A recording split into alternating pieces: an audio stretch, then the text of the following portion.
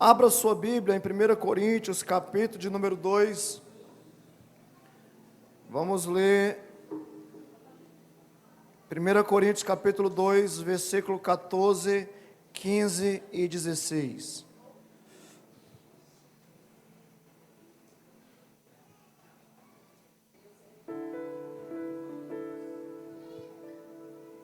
Ora, o homem natural não compreende das coisas do Espírito de Deus, porque lhe parecem loucura, e não pode entendê-las porque elas se discernem espiritualmente. Mas o que é espiritual discerne bem tudo, e ele de ninguém é discernido. Porque quem conheceu a mente do Senhor para que possa instruí-lo? Mas nós temos a mente de Cristo.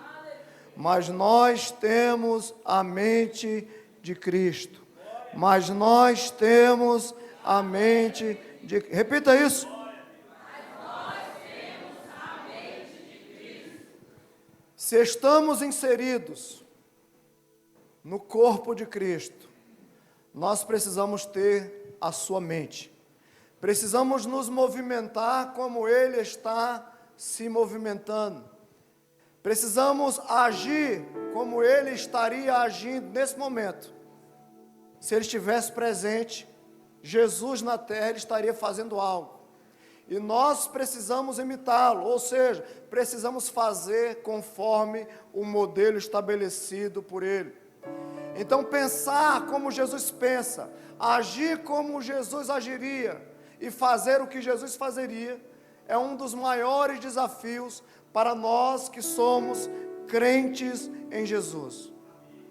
Não existe a possibilidade de nós estarmos inseridos no corpo de Cristo, o cabeça dando a direção para um lado e o corpo querendo ir para o outro. Imagine o cabeça dizendo: olha, nós vamos para a igreja. E o corpo dizendo: não, eu vou para outro lugar. Não tem como. Como é que seria isso na sua própria vida? Não tem como. Por isso que nós precisamos discernir a vontade de Deus para as nossas vidas. Porque essa mentalidade de uma visão espiritual vai nos tirar da nossa naturalidade, para que a gente possa conhecer quem Jesus de fato é, para que a gente possa conhecer a sua espiritualidade. E quando nós conhecemos Jesus, nós então começamos a nos movimentar como Ele se movimenta, agir como Ele agiria e pensar como Ele pensa. E é a vontade de Deus para nós. Nós precisamos ser parecidos com o nosso Jesus. A pergunta é: nós somos parecidos com Jesus? Porque, geralmente, nós fazemos muitas coisas que não tem nada a ver com Ele. Muitas das vezes nós trilhamos um caminho que não é o caminho dele. Muitas das vezes nós fazemos tantas coisas que até a gente duvida que a gente foi capaz de fazer aquilo. Mas nós nos achamos modelo, porque achamos que nos parecemos com Ele. E a gente precisa modificar a nossa vida, sair da nossa naturalidade, para entrar em uma espiritualidade, para a gente viver e acessar lugares nunca antes acessados, para a gente experimentar aquilo que Deus está trazendo para nós hoje, quentinho e fresco. Amém? Eu creio que Deus vai levar você a uma mentalidade tão extraordinária, que você vai compreender o que Deus tem para esses dias, para que você possa entrar, sabe, justamente por esse vivo caminho, porque o caminho do Senhor é vivo. Ele é vivo, é igual a palavra é viva. Ou seja, se você falar sobre qualquer texto da Bíblia hoje, amanhã, se você estiver falando sobre o mesmo texto, já é algo completamente diferente. Por quê? Porque a palavra é viva. O caminho também é vivo, é um vivo caminho. Ou seja, existem novidades para aqueles que andam no caminho do Senhor. Hoje você está trilhando por algo extraordinário, mas Deus tem algo muito maior Através de quê? Do caminho que Ele tem posto para nós caminharmos. E a gente precisa entender isso. Lá em Isaías 61, versículo 1 e 2, Jesus chegou na sinagoga, e Ele estava falando justamente com os fariseus da época, e Ele pega o texto e lê esse texto aqui de Isaías, e Ele diz assim: o Espírito do Senhor Deus está sobre mim, porque o Senhor me ungiu para pregar boas novas aos mansos, enviou-me a restaurar os contritos de coração, a proclamar liberdade aos cativos e abertura de prisão aos presos, e a pregoar o ano aceitável do Senhor e o dia da vingança do nosso Deus, a consolar todos os tristes. Aqueles homens eram homens, que conheciam a palavra. Eram homens que estudavam a palavra e que estavam esperando a redenção, estavam esperando o Messias. Então o Messias chega e lê esse texto na sinagoga, e ele simplesmente diz: hoje se cumpriu a palavra desse texto, e fechou a palavra. Se fosse um homem espiritual, teria compreendido que aquele realmente era o Messias. Mas os homens estavam vivendo uma naturalidade tão grande que eles não conheceram quem de fato era Jesus. E é assim que acontece com uma pessoa que é natural, ela não compreende as coisas do Espírito, porque as coisas do Espírito se discernem espiritualmente. Imagine tanto tempo esperando algo, mas não discernir o tempo que Jesus estava ali. Imagine a gente falando, pregando, anunciando, dizendo: Jesus Cristo está às portas, Ele vai vir buscar a igreja, Jesus está vindo, gente. E de repente Jesus vem e a gente fica. É a mesma coisa. Precisamos discernir aquilo que Deus está falando hoje, para que a gente não se arrependa amanhã. A gente precisa ter inteligência e agir com sabedoria, para que a gente possa se movimentar como Ele está se movimentando. Irmãos, nós precisamos sair desse ambiente natural e começar a viver o mundo espiritual. Precisamos discernir quem é Jesus na nossa vida e o que Ele está fazendo hoje em nós. Qual é a construção que Ele está fazendo, para que a gente não venha ficar como os discípulos. Caminhavam com Jesus, andavam com Jesus, mas não compreendiam quem Ele era. Chegou um momento lá em João 4, versículo 35, Jesus dizia assim para eles: vocês não estão dizendo que ainda falta 4 meses até que venha a ceifa? Eis que eu vos digo: levantai os vossos olhos e vede as terras que já estão brancas para a ceifa.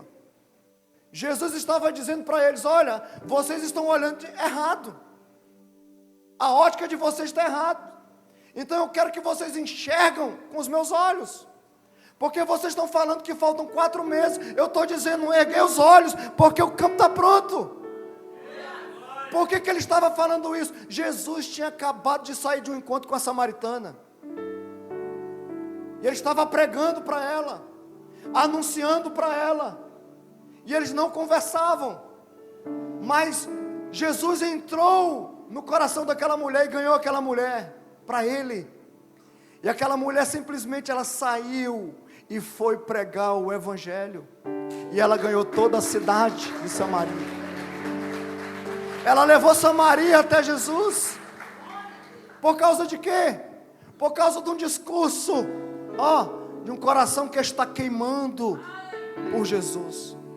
E a gente precisa acessar esse lugar, porque quando os enxergamos com os olhos naturais, somos guiados por nós mesmos, irmãos. E quantas vezes nós somos guiados por nosso coração? Quantas vezes nós somos guiados por nossa vontade? Mas porque eu quero. Mas porque tem que ser assim. Mas porque Irmãos, nós precisamos entender quem é Jesus. Mateus 6, 22. Olha que ótica interessante. A candeia do corpo são os olhos. De sorte, se os teus olhos forem bons, todo o teu corpo terá luz. Quando os nossos olhos são espirituais, nós temos clareza das coisas. Porque os nossos olhos vão refletir justamente a luz que habita dentro do nosso coração. Então aquilo que às vezes estava escuro, quando a palavra de Deus e a ótica de Deus entra na nossa vida, nós temos clareza do caminho. E é por isso que as pessoas precisam hoje sair da naturalidade e entrar na espiritualidade. Muitas vezes eu sei que nós vamos agir como pessoas naturais. E quantas vezes a gente não faz isso? É ou não é? O próprio Jesus fez. Você acha que Jesus não era homem? Jesus veio como homem. Lá no Getsemane, quem lembra? Na sua naturalidade, Jesus disse assim, ó: Pai, se possível, passa de mim esse cálice. Mas na sua espiritualidade ele diz: mas não seja feita a minha vontade, mas a tua vontade. A tua vontade permanece e ela é maior do que a minha vontade. É esse caminho, irmãos, que nós precisamos entrar. Porque Deus está interessado, não é no seu discurso, está interessado no seu coração. Mais importante é o seu coração. Não é apenas uma movimentação, mas um coração ajustado e acertado nele, com a ótica correta daquilo que Deus está construindo. Ou seja, Deus tem um caminho perfeito.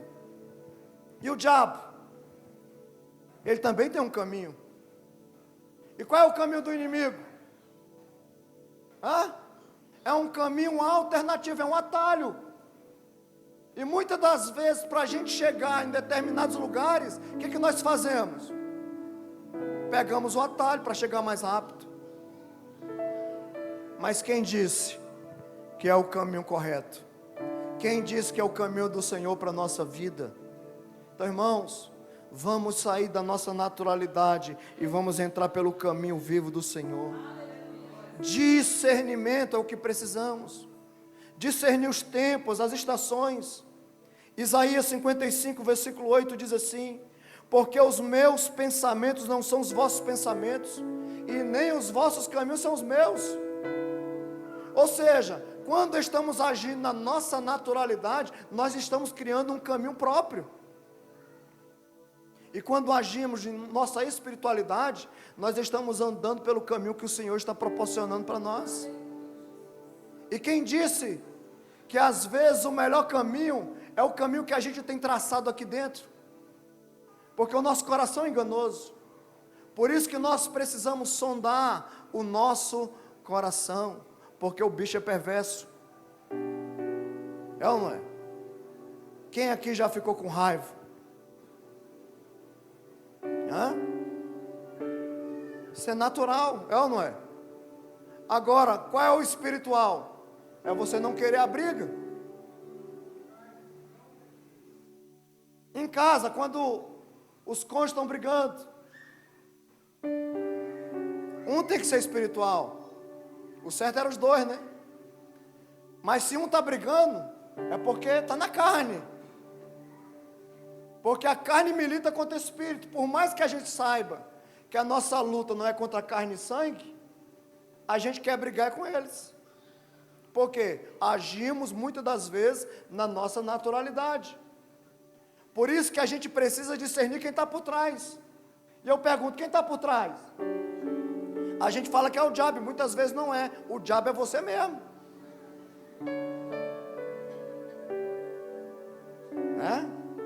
Isso é uma verdade. Porque a nossa naturalidade, o nosso desejo é voar em cima de alguém. Pisa na bola com alguém para você ver. Ele vai te olhar pelo menos uma semana de olho virado. Então nós precisamos ter o coração do Senhor ajustado, para que a gente não venha pecar. Amém, gente? Medida correta, mente correta, porque os caminhos dos céus não são trilhados por pessoas naturais. Quem quer ir para o céu? seja espiritual. Ó, quando Jesus vier buscar a sua igreja, tu acha que quem vai subir? Pessoas naturais ou pessoas espirituais? Pessoas que estão acertadas com o Senhor, que estão cheias de nó pelas costas. Hã? Deus é tão bom que Ele deixa crescer junto, joio e trigo. Está tudo dentro da igreja. Graças a Deus aqui só tem trigo. Olha como os campos estão bonitos. É? Mas cresce juntos. Por quê? Porque muitas pessoas acham que é só estar aqui. E não é. Nós precisamos desenvolver todos os dias a nossa espiritualidade. Andar nas medidas de Deus para a nossa vida. Qual é a medida que Deus tem para você? Você precisa conhecer. E como é que você faz isso? Orando, meditando, discernindo no Espírito. Amém, gente? Lá em Gênesis 6. Olha que texto. Versículo 9. Noé era um homem justo e perfeito em suas gerações. Noé andava com Deus. Quando andamos nas medidas de Deus, nós somos protegidos por Ele. Olha que coisa linda. Por quê? Porque o desejo de todo homem, toda mulher que ama Jesus de fato, é estar com Ele, independente do momento. É por isso que eu não perco o culto, porque o meu prazer é estar com Ele. Não pode ter aniversário, pode ter casamento, pode ter o que for, eu quero estar com Ele. É assim que a gente tem que fazer. Por quê? Porque Ele é mais importante. A gente acabou de cantar aqui, né? Depois que eu te conheci, nada mais me satisfaz. Mas quando vem a satisfação, tudo me satisfaz, menos Ele. É ou não é? Porque cantar é fácil. Abrir a boca e falar é fácil. Por isso que o ajuste tem que ser aqui. Ó, o seu coração. Ajuste ele, acerte ele. Olha, Noé andava com Deus. Pense no relacionamento. Quantos andam com Deus? Noé andava com Deus ao ponto de Deus falar assim: eu vou destruir tudo. Noé, deixa eu te falar, faz uma arca para ti. A gente tem a proteção. Quando andamos com Deus, Deus Ele fala conosco. Foi assim que Ele falou com Noé. Noé, porque você está andando comigo, eu vou dizer, eu vou destruir tudo, mas tu tem que fazer uma arca, para tu também não perecer. Olha o cuidado de Deus. Deus se movimentando em favor do homem. E enquanto Noé estava construindo a arca, Deus estava construindo um novo Noé. Porque imagine um homem ali trabalhando, edificando, 100 anos fazendo algo, uma arca. A arca era para quem? A arca era para quem, gente? Noé e sua família. Olha a proteção de Deus. Deus Ele protege quando você anda em suas medidas. Deus Ele vai, sabe, te protegendo, colocando você num caminho para que ninguém te toque. Porque você é a menina dos olhos de Deus. Deus Ele te ama ao ponto de proteger você de tudo. O diabo não pode tocar em você, para você ter ideia como você é amado de Jesus. É claro que não pode pecar, né? Aqueles que são de Deus, ó, e não vivem pecando, o diabo não lhe toca. Então o diabo não pode tocar em você, mas ande com Deus. Ande com Deus. Amém? Quando andamos nas medidas de Deus, temos a certeza que Ele está no nosso meio. Quantos têm a certeza que Ele está aqui? Quantos têm a certeza que Ele está com você quando você sai daqui? Quantos têm a certeza que Ele está lá no trabalho com você? Quando você volta, quando você vai para lá, quando você vai para cá? Quantos têm a certeza? Ele está no seu meio. Agora por quê? Lá em Êxodo 25, mostra o desejo de Deus de estar no meio do povo dele. Olha o que diz, versículo 8. Êxodo 25, versículo 8. E me farão um santuário e habitarei no meio deles. Eu pergunto, eles estavam aonde? Diga, no deserto. Às vezes a gente acha que quando a gente está no deserto, passando por prova, a gente acha que ele não está lá, não é? Mas não, ele está lá também. Porque o desejo dele é estar perto de você. Agora, muitas das vezes, quando a gente está passando pelo deserto, a gente quer todo mundo perto, menos Deus. Tu não me ama. Por que eu estou passando por isso? Por que todo mundo conquista menos eu? Por que está faltando dinheiro agora? Semana passada estava tão bom. Falamos isso ou não falamos? Parece que é uma praga. E a gente começa a falar um bocado de besteira. Eu vejo como se o Senhor do lado dizendo assim: não sabe de nada esse inocente. Mas o Senhor está ali te protegendo, te guardando, te amando, velando por tua vida. Nós estamos construindo, irmãos, algo para Deus aqui. Nós estamos edificando algo para o Senhor. E isso não tem a ver com a gente, tem a ver com Ele. Tudo o que você faz, você não faz para mim, você não faz para o irmão, você faz para quem? Para Ele. Então dê o seu melhor, faça o seu melhor, e você vai ver o que Deus vai fazer. Agora, na maioria das vezes a gente se preocupa com tanta coisa, a gente quer uma palavra, e Deus dá a palavra. A gente quer recurso, Deus dá ou não dá? Deus dá o recurso. Por quê? Porque Deus é o dono do ouro e da prata. Aquilo que a gente busca hoje, que é o quê? O faz-me rir, que é o dinheiro. Você não busca? Lá na eternidade vai ser chão para você pisar. Deus, ele tem um valor que não é o seu, não é o nosso. O dinheiro que a gente corre tanto para atrás, lá a gente vai pisar. As ruas são de ouro. Por quê? Porque Deus, ele não olha como a gente olha, ele não enxerga como a gente enxerga. Deus tem algo muito maior e especial para nós.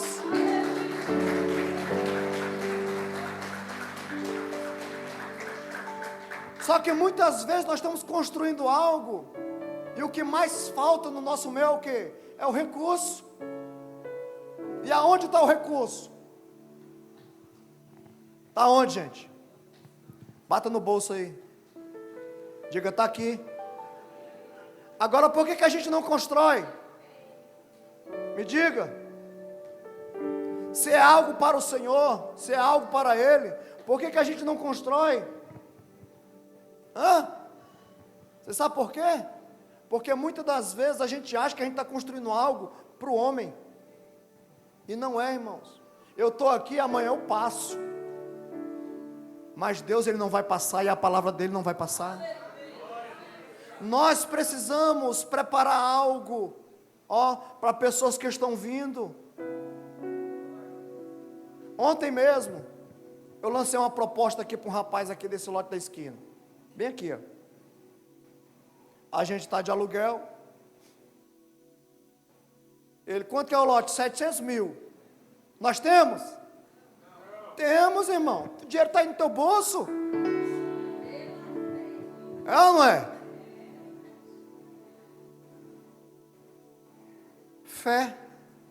Aí eu falei para ele: eu te dou 100 mil. E mais 60 de 10. Se você quiser. Eu pergunto, a gente tem 100 mil?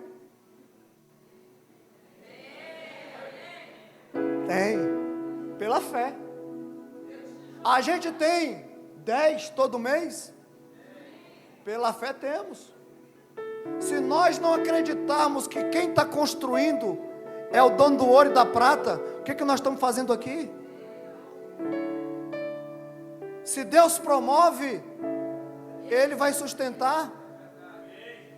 Porque eu fico olhando para o povo de Israel, eles estavam aonde? No deserto. E Deus fala, constrói um tabernáculo, que eu quero estar no meio do povo. Agora eu pergunto, como edificar algo sem recurso? Eles acabaram de sair do Egito. É claro que eles levaram prata, ouro, né? Mas uma mentalidade ainda escrava. E eles então começam a edificar, eles começam a fazer com que o reino de Deus viesse a ser edificado. Por quê? Quando nós temos discernimento espiritual, Deus vai trazendo provisão. Deus vai trazendo a gente para um lugar. Deus não está interessado, irmão, presta atenção nisso aqui, no seu dinheiro. Sabe o que Ele está interessado? No seu coração. Lembra do jovem rico? O que eu vou fazer para herdar a vida eterna? E ele diz, guarde os mandamentos. Ele diz, tudo isso aí é fichinha. Eu faço desde quando eu era pequenininho. E Jesus falou assim para ele, dissestes bem. Só falta uma coisa. E é aquilo que está preso no teu coração e eu quero arrancar.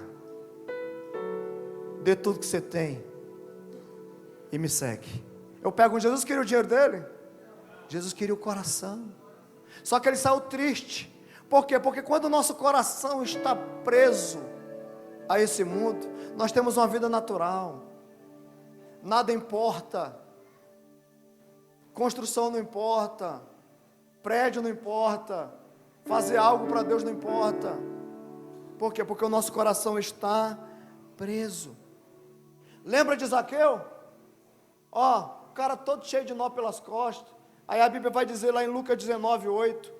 E levantando-se Zaqueu disse ao Senhor, eis que dou aos pobres metade dos meus bens, e se em alguma coisa eu tenho defraudado alguém, eu vou restituir 4 vezes mais.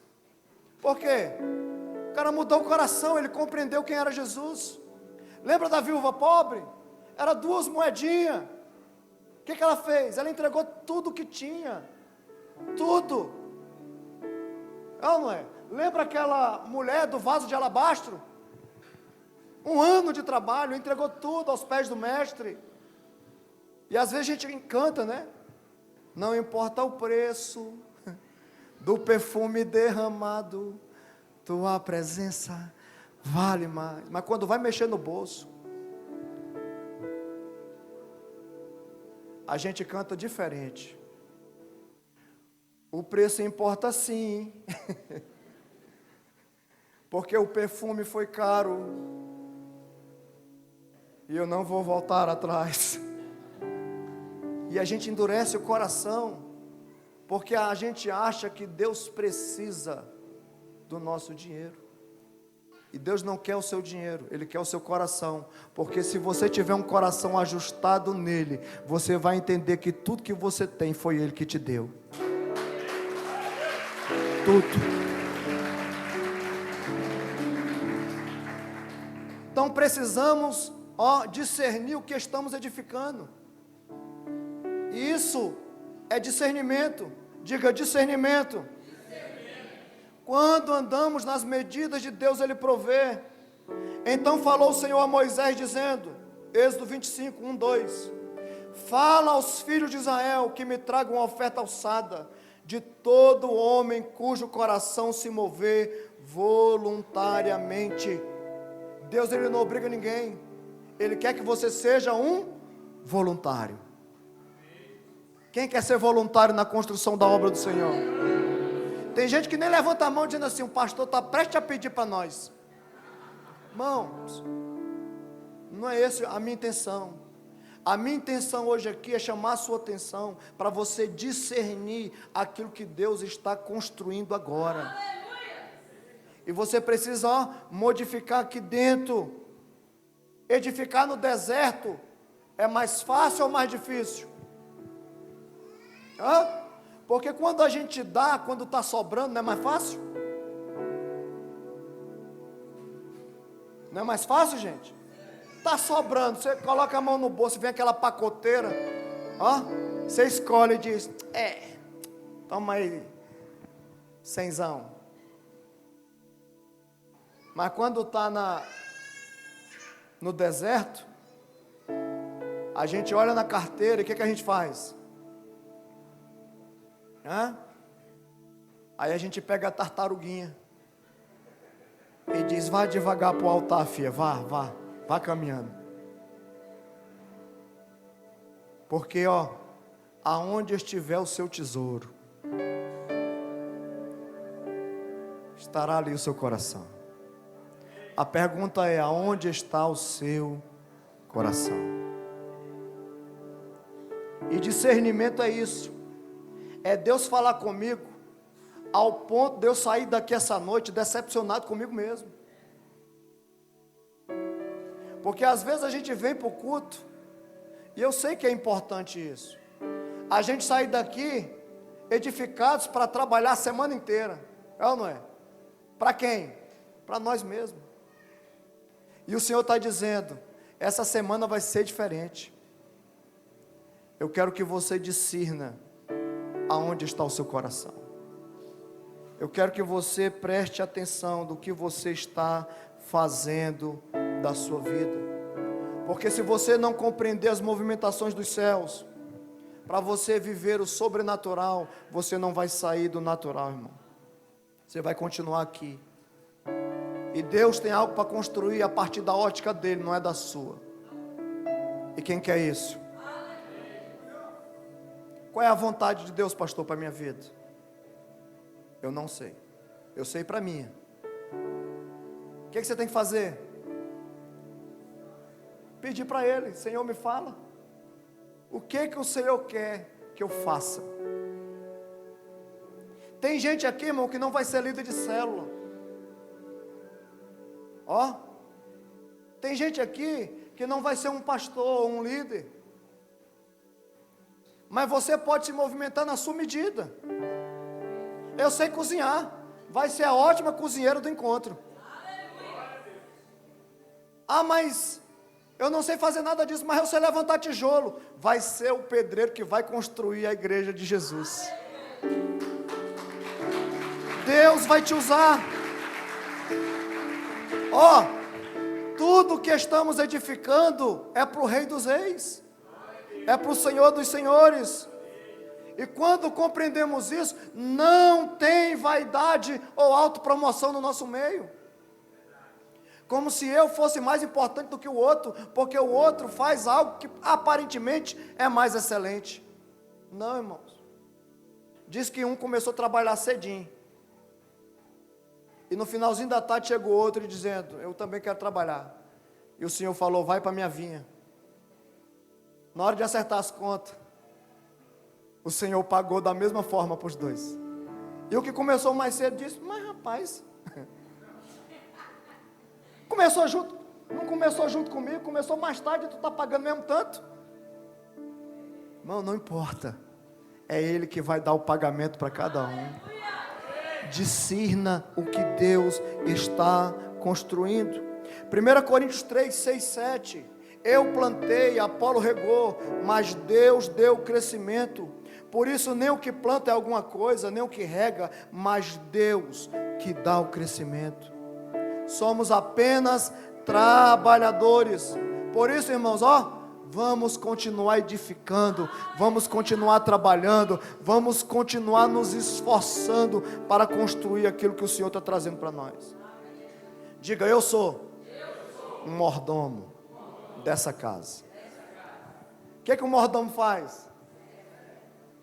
É isso que você está fazendo aqui, servindo. Você precisa discernir quem você é. Pergunte para si mesmo: quem eu sou? Você já perguntou? Pergunte aí: quem sou eu? Quem sou eu? João Batista discerniu quem ele era. E sabe como é que ele discerniu? Lendo Isaías. Voz do que clama no deserto. Aí ele diz: sou eu. Aí a Bíblia diz: logo apareceu João pregando no deserto. Raça de víbora, quem vos ensinou a fugir da ira vindoura? Ei, estou falando com vocês. Quem está falando aqui é João. Recebeu autoridade e começou a anunciar, porque ele compreendeu quem ele era. Essa é a grande, visão que você precisa ter. Discernir quem você é. Eu sou apenas uma voz. Perguntaram para ele depois, não foi? E aí, João? Tu é o Cristo? Ele disse, não. Tu é um dos profetas? Muito menos, eu sou isso não. E o que tu é? Eu sou apenas a voz. Então eu estou fazendo o caminho para ele chegar a qualquer momento. É o que nós estamos fazendo. Nós somos a continuidade do que os apóstolos começaram. Atos dos Apóstolos, eles começaram ali. A igreja primitiva nasceu, a igreja começou a crescer, e foi para um lado, foi para outro, e chegou em Águas Lindas. E Águas Lindas tinha um povo apaixonado por Jesus, que ganhou a cidade de Águas Lindas para Jesus, que ganhou outras nações, que foi para lá, que foi para cá. Nós estamos dando continuidade àquilo que homens e mulheres fizeram no passado. Você precisa discernir quem você é. Irmãos, João 1,19. Quem és tu? E confessou e não negou. Eu não sou Cristo, gente. E perguntou, então quem tu é? Tu é Elias? Não sou não. Tu é profeta? Não. Quem tu é então? Para que a gente dê a resposta. Para quem nos enviou? Eram os fariseus. Os bichos eram terrível. Eu sou apenas uma voz. Ou seja, Deus tem uma medida para você. Você não pode se diminuir e muito menos se exaltar. Porque quem se exalta, Deus diminui. Quem se diminui, Deus. Mas o diminuir aqui não é dizer, eu sou pobre, pobre, pobre. Não. É você olhar para Ele e saber que apesar de você, existe um Deus que continua usando a vida de uma pessoa como você é. Esse é o entendimento. Provérbios 25:2. Irmão, eu sou apaixonado por esse texto. Olha, a glória de Deus está nas coisas encobertas, mas a honra dos reis está em descobri-las. Ou seja, Deus encobriu coisas. Por quê? Porque pessoas naturais nunca vão compreender aquilo que Ele escondeu. Nunca vão encontrar. Agora, aqueles que têm a mente de revelação, aqueles que são pessoas espirituais, vão encontrar os tesouros que o Senhor deixou escondido, e você vai se alimentar e alimentar pessoas. Esse é o entendimento que a gente precisa ter, discernir a vontade de Deus para as nossas vidas. Amém, gente? Quem lembra de Ana? Ana queria um filho. Eu pergunto, por que Ana queria um filho? Vou lhe falar.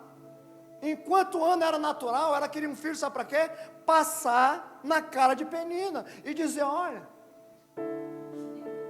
eu também sou mulher igual a você. Mas enquanto ela agia assim, na sua naturalidade, ela continuava sem filhos.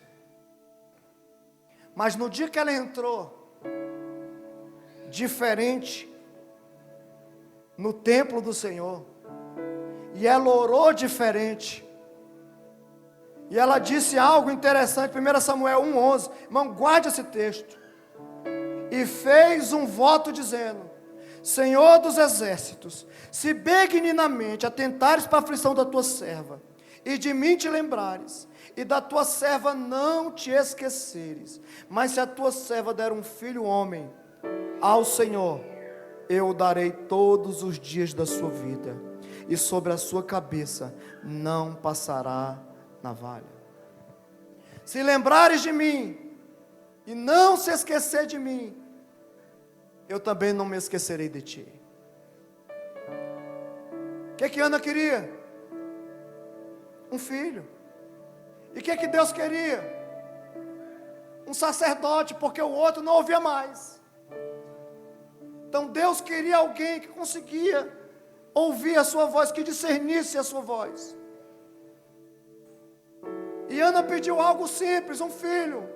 Mas Deus entregou, não foi apenas um filho, entregou um sacerdote para ela cuidar, para ela amar, para ela valorizar.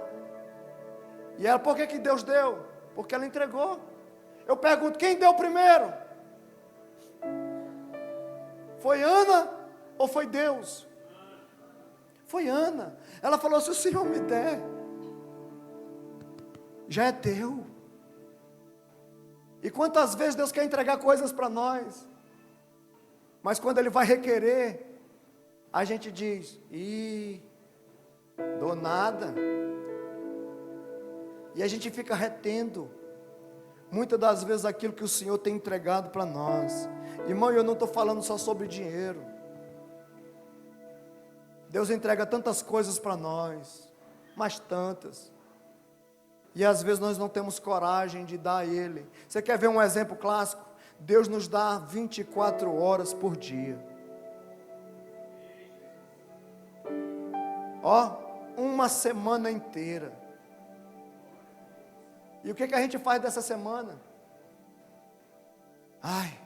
2 cultos na semana, meu Deus do céu, ninguém aguenta isso.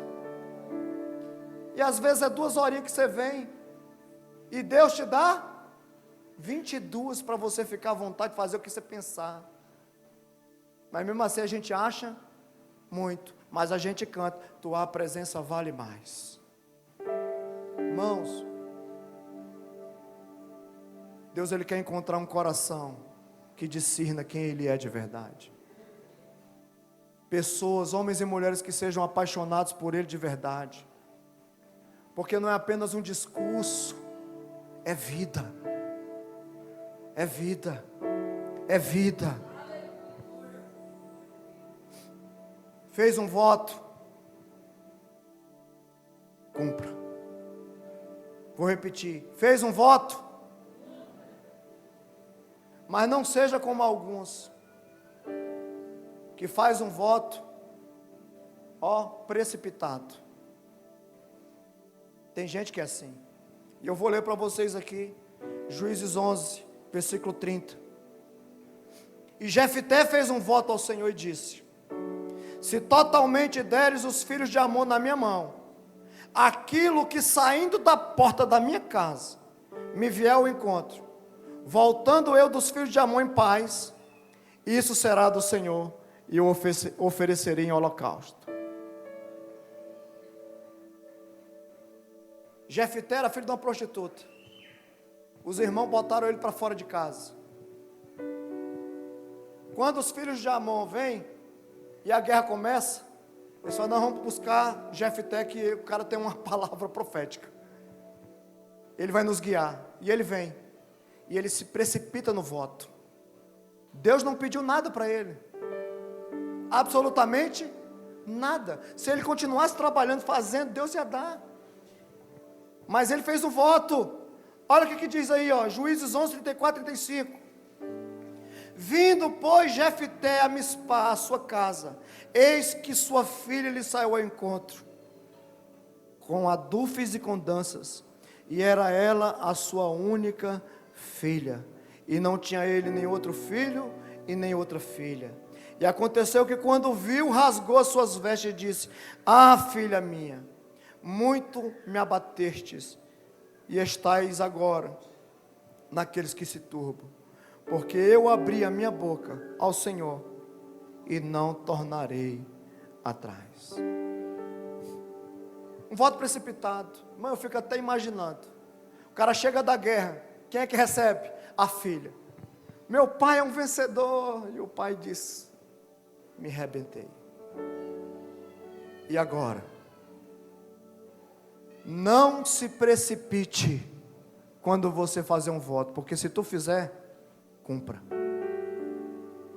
Tem que cumprir.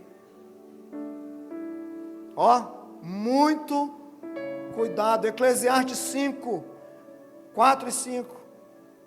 Quando a Deus fizeres algum voto, não tardes em cumpri-lo, porque Ele não se agrada de tolos. Se votar, paga-o. Melhor que não votes, do que votar e não cumprir. Deus não está te pedindo nada.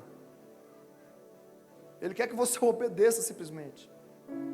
Mas se você sentir no seu coração fazer alguma coisa para Ele, votando, cumpra. Faça isso. Porque não é problema meu, é problema seu. É um problema meu se eu votar. Então cuidado, não se precipite. Quando Deus pediu para Abraão, dai-me o seu Isaque. Irmão, que coisa. O que ele fez? Ele preparou tudo, subiu no altar, construiu o altar, subiu no monte, construiu o altar, amarrou o filho, colocou lá, fez tudo certinho. Ele levantou o cutelo e o anjo bradou: ei, precisa fazer isso mais não. Deus já sabe. Deus já sabe que o seu coração está alinhado com dele. Deus já sabe. Eu pergunto, Isaque foi sacrificado? Foi. Na nossa naturalidade não, mas na espiritualidade sim. Olha o que a Bíblia diz, Gênesis 22, 11 e 12. Mas o anjo do Senhor lhe bradou desde os céus e disse: Abraão! E ele disse: eis-me aqui. Então disse: não estenda a tua mão sobre o moço, e não lhe faça nada, porquanto agora sei que temes a Deus, e não me negaste o teu único filho. Ele não negou, ele entregou. O problema que a gente quer ver é o sangue. Morreu. Deus, Ele quer ver o seu coração. Ele quer ver a sua capacidade de entregar tudo para Ele. Ele quer ver se você tem coragem, de dizer: Senhor, tudo que eu tenho foi o Senhor que me deu, então eu entrego tudo a Ti, porque eu sei que embora eu entregando tudo, o Senhor ainda me dará tudo. Essa é a mentalidade. A pergunta é: o que é mais importante para você? Me diga. Discirna. Samuel diz, 1 Samuel 15, 22. Deus quer provar o teu coração, amém, irmãos? Porém Samuel disse: tem porventura o Senhor tanto prazer em holocausto e sacrifício, como em que obedeça a palavra do Senhor? Eis que o obedecer é melhor do que sacrificar, e o atender melhor do que a gordura de carneiro. Saul pensava que sacrificar era mais importante, mas não era, irmão. Deus queria que ele obedecesse. Simples. Obedecer é melhor do que sacrificar.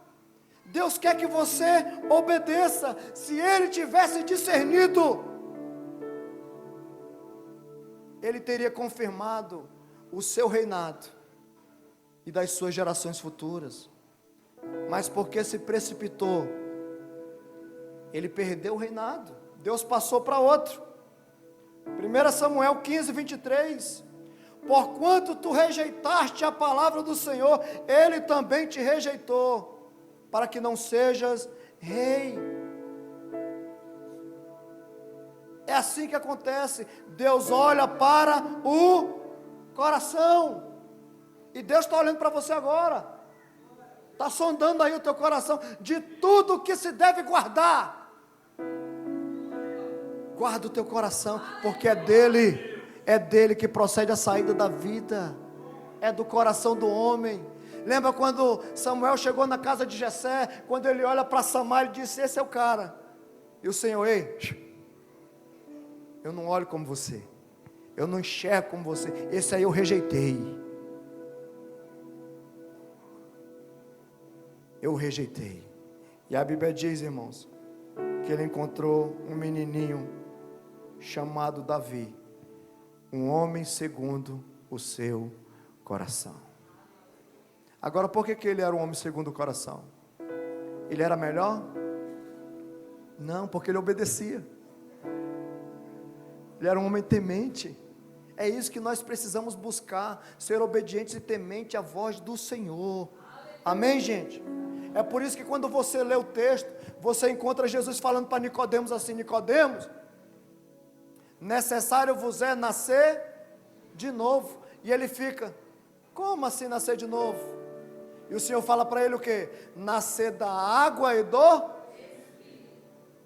Você precisa nascer no Espírito. Porque muitas das vezes o espírito do homem está morto. É nascer dele, é andar com ele, é viver com ele, é discernir o que Deus está fazendo. Não como os fariseus, que eram pessoas naturais, eles guardavam os mandamentos, os camaradas eram faziam um bocado de coisa certa, mas não tinham um coração centrado em Deus.